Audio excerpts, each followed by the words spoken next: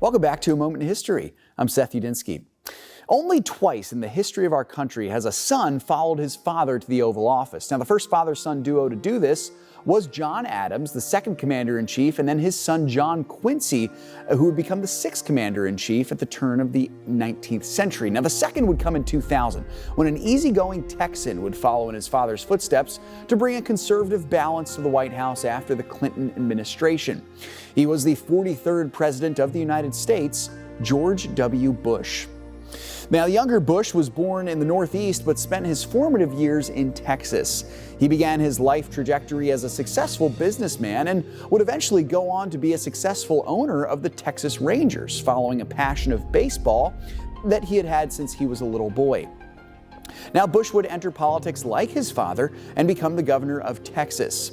Now, in the Y2K election year, Bush became the leading Republican candidate. He battled against incumbent Vice President Al Gore in a narrow election that actually made it all the way to the highest court in the land and is still disputed to this day. But in the end, Bush edged out Gore by an electoral vote of 271 to 266. Now, Bush's presidency was defined in many ways by the crises he faced, and there was no greater crisis than what transpired less than 9 months into his first year, when the United States was openly attacked by Islamic terrorists on September 11, 2001. And in fact, the rest of the Bush administration would really be defined by this horrendous tragedy. Now, Bush's response was rapid and swift. He invaded Afghanistan and set up the U.S. Department of Homeland Security to protect American citizens. Now, he was willing to engage in conflict where some may have decided to pull out, which made him beloved by many, but also heavily scrutinized by others. Now, as such, Bush is praised for his response to 9/11. He's characterized as somewhat of a baffling character also, though, especially in his later years as the nation descended into financial chaos that actually culminated in the Great Recession of 2008.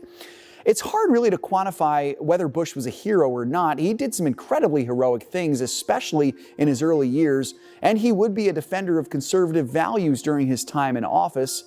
Yet his mishandling of the economy in his later years, and this coupled also with the steps that he's taken leftward since he left the office in 2009, make him somewhat of a controversial figure, especially for conservatives who praised him while he was in office, but might not be so quick to do so now. Now, Bush married his wife Laura in 1977, and they have 2 adult daughters. Thanks so much for joining me once again for A Moment in History.